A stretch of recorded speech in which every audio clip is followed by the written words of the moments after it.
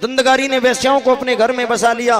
वेश्या गमन करता है, सारे घर की संपत्ति को लुटा दिया, सारे घर की संपत्ति को समाप्त कर दिया। जब सारे घर की संपत्ति को समाप्त कर दिया, अब ये चोरी करने लगा। और जब ये चोरी करने लगा मेरे भक्तों, जब ये चोरी कर रहा है तो इसने देखा, जब ये चोरी कर रहा है तो चोरी करते हुए देखा, मन में विचार किया अगर ये चोरी कर रहा है तो एक दिन हम भी पकड़ी जाएंगे। इसलिए इन्होंने धुंधगारी को एक दिन खाट से बांध लिया और जलते हुए अंगारे इसके मुंह में ठूसे और ठूस ठूस के भर दिए। इससे धुंधगारी का प्राणांत हो गया, धुंधगारी को मार दिया।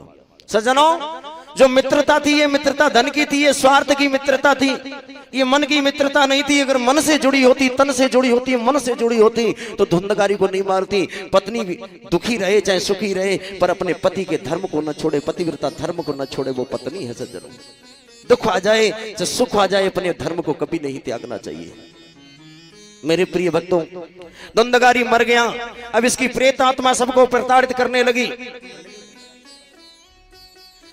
प्रेत आत्मा सबको प्रताड़ित करने लगी। और जब प्रेत आत्मा सबको प्रताड़ित करती है भक्तों,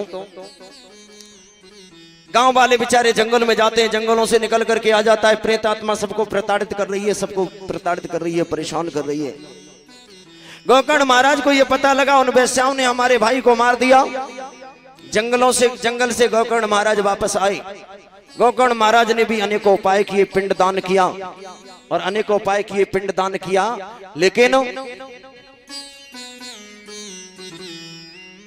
धुंधगारी की आत्मा को शांति नहीं मिली। अभी ये गांव को परेशान करता है, स्वप्न में आता है, सशरीर आ जाता है, सारे गांव वासियों को परेशान कर रहा है, प्रताड़ित कर रहा है। धीरे धीरे समय गुजरा, अनेकों उपाय गोकर्ण महाराज ने किए, लेकिन धुंधगारी की आत्मा को शांति नहीं मिली। तब किसी ने बताया श्रीमद् भागवत कथा का पवित्र पाठ श्रवण कराओ। जब ये बताया श्रीमद् भागवत कथा का पवित्र पाठ श्रवण कराओ, इधर गोकर्ण महाराज ने इस कथा को स्वयं कहना शुरू किया, व्यासपीठ को अलंकृत किया। गोकर्ण महाराज व्यासपीठ पर हैं। 7 गांठ का एक बांस लिया और बांस लेकर के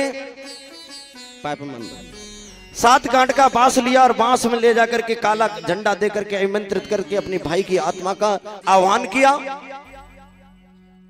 झंडा गाड़ दिया और कथा शुभारंभ कर दी। सज्जनों, पहले दिन की कथा हुई और जब पहले दिन की कथा हुई तो एक ग्रंथि चटकी, 7 दिन में 7 ग्रंथियां चटक गईं।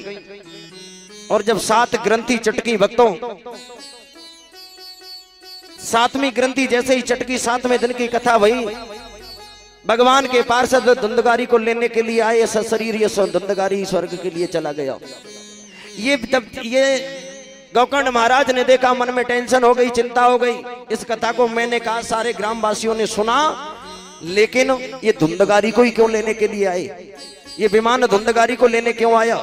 कारण कि जागी रही भावना जैसी, जिस भावना से कथा सुनोगे वैसा ही फल तुम्हें प्राप्त